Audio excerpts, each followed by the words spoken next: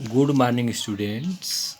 आप लोगों को हमने जो है वैक्सीनेशन के बारे में पढ़ाया था ऑडियो के माध्यम से।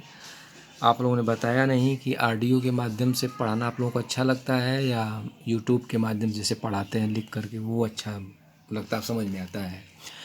तो आपको हम जो है टीकाकरण के बारे में जो है पढ़ाए थे उस दिन, और डेंगू के बारे में कल आपको विस्तार से जो है भेजे थे।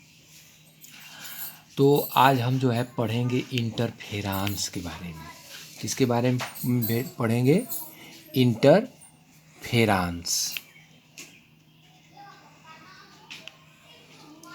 इंटरफेरेंस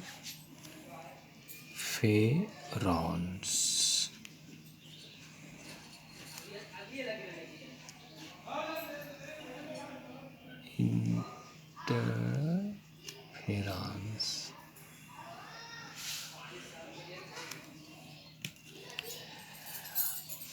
तो इंटरफेरेंस कशेरुकी जंतुओं में इंटरफेरेंस कशेरुकी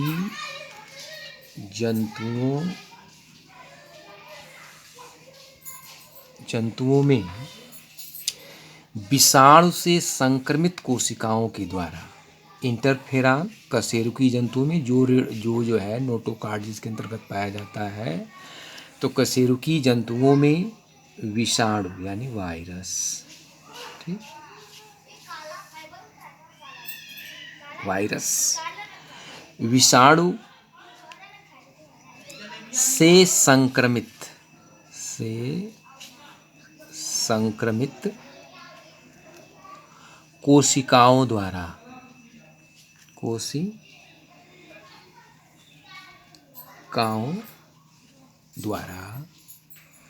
स्रावित एक ग्लाइकोप्रोटीन पदार्थ है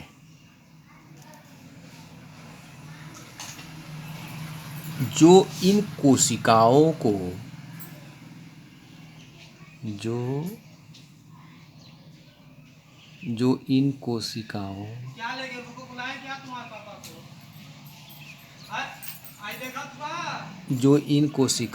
को विषाणु संक्रमण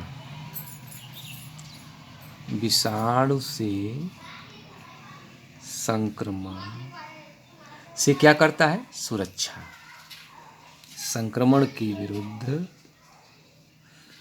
सुरक्षा, प्रोटेक्शन प्रदान करता है।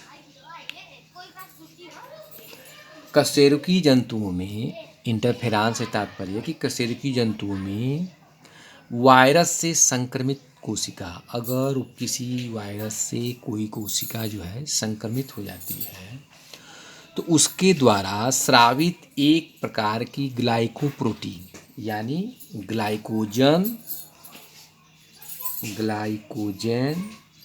Plus protein equal to glycoprotein.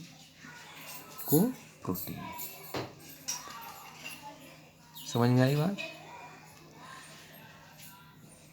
तो जब कोई वायरस कोशिका के द्वारा स्रावित एक ग्लाइकोप्रोटीन जो है पदार्थ बनता है, जो कि इन कोशिकाओं को विषाणु से संक्रमण के विरुद्ध क्या करता है? प्रोटेक्शन प्रदान करता है। क्या करता है? एक सुरक्षा प्रदान करता है।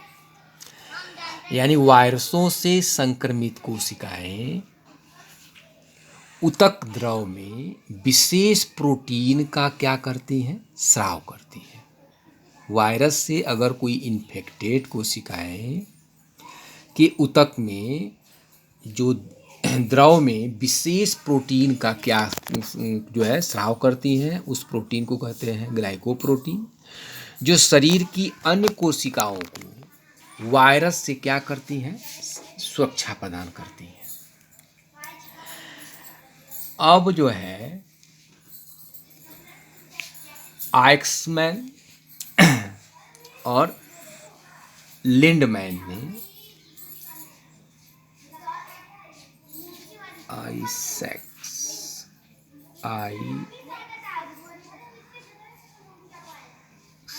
और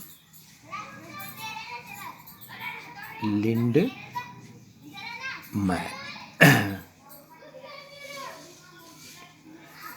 मैंने सन 1957 में एक में इस प्रकार की प्रोटीन का पता लगाया और चूंकि इसके द्वारा अंतःकोशिकीय विषाणुओं के गुणन को रोका, इसलिए इसको इंटरफेरॉन कहा गया। जो ये साइंटिस्ट हैं आइजैक्स और लिंडमैन ने जो है इस प्रकार की जो है एक प्रोटीन यानी ग्लाइकोप्रोटीन का पता लगाया और इसके द्वारा अंतःकोशीय विषाणुओं के गुणन को क्या किया, रोका, यानी उनके रिप्लिकेशन को क्या कर दिया, उन्होंने रोका। विषाणुओं के गुणन को रोका जाता है, इसलिए इसे हम क्या कहते हैं, इंटरफेरॉन। इंटरफेरॉन विषाणु के न्यूक्लिक एसिड, इंटरफेरॉन जो है, इंटरफेरॉन ये विषाणु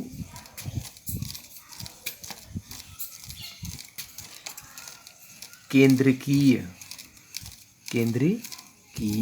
अम्ल, यानी इसको आप न्यूक्लिक एसिड भी कह सकते हैं।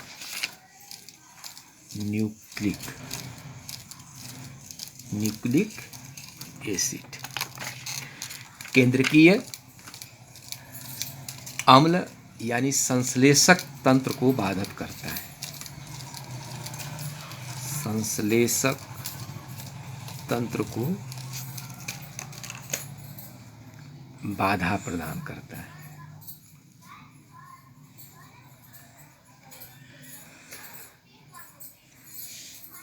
और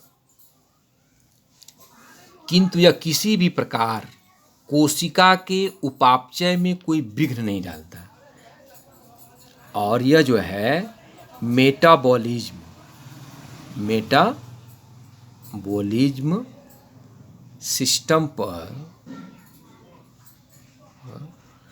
कोई प्रभाव नहीं डालता है। ठीक, कोई प्रभाव नहीं डालता है, यानी उनकी मेटाबॉलिज्म की जो प्रोसेस है वो सुचारू रूप से चलती रहती है। अब इंटरफेरॉन्स कोशिका के बाहर उपस्थित विरियॉन्स, इंटरफेरॉन्स कोशिका के बाहर उपस्थित विरियॉन्स आदि को भी किसी प्रकार जो है प्रभावित नहीं करते हैं और न ही संक्रमण रोकने में किसी प्रकार सक्षम है।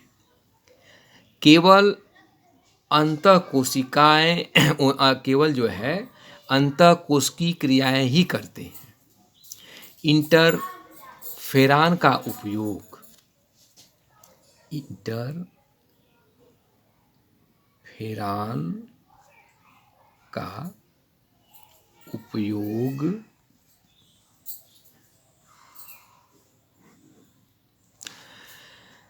जो है संक्रमित कोशिकाओं द्वारा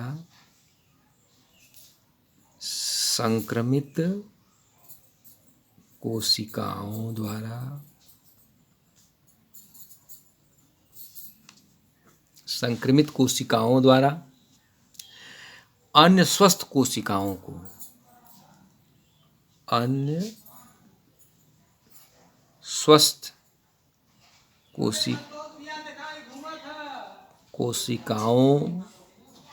को बचाने हेतु भी किया जाता है। कोशिकाओं को बचाने हेतु भी किया जाता है। जिससे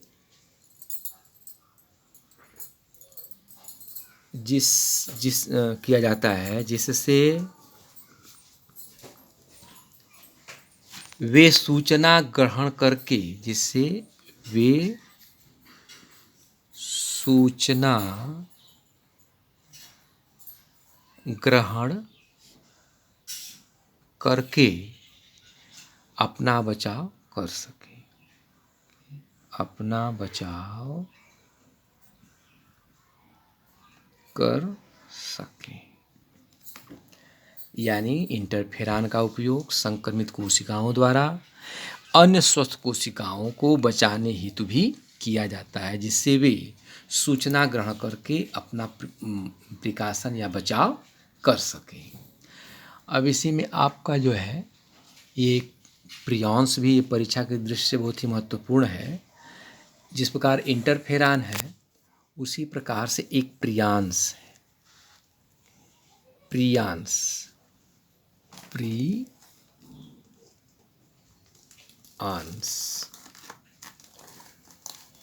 प्रियॉन्स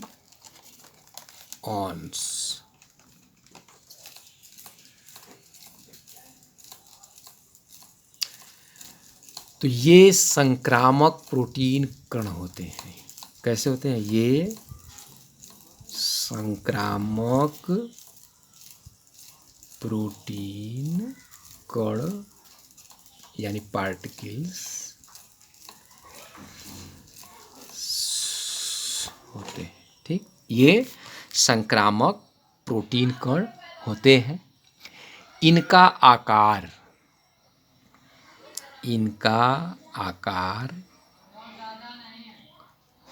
सूक्ष्मतम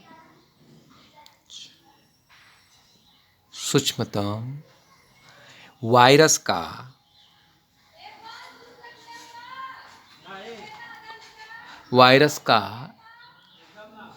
1/100 भाग होता है। 100 भाग होता है।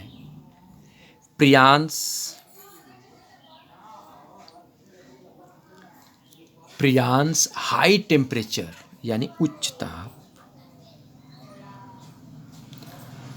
ताप यानी 90 डिग्री पर भी निष्क्रिय नहीं होते हैं। पर भी ये निष्क्रिय नहीं होते हैं। विकिरण का कोई प्रभाव प्रियॉन्स पर नहीं होता है। विकिरण का कोई प्रभाव इन पर नहीं पड़ता है।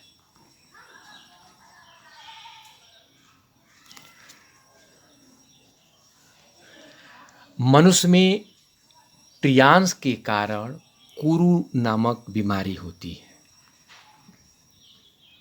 प्रियॉन्स के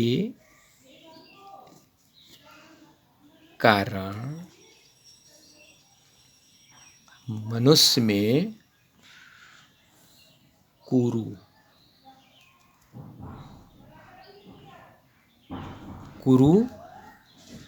रोग होता है। ठीक, यानी प्रियॉन्स ये संक्रामक प्रोटीन पार्टिकल्स होते हैं। इनका आकार जो है वायरस से भी बहुत छोटा होता है। प्रियॉन्स जो है हाई टेम्परेचर पर भी जो है वो निष्क्रिय जो है वो सक्रिय बना रहता है, यानी सक्रिय होता है। विकिरण का कोई प्रभाव इन पर नहीं पड़ता है। प्रियॉन्स के कारण मनुष्य में कुरु रोग होता है। Thank you.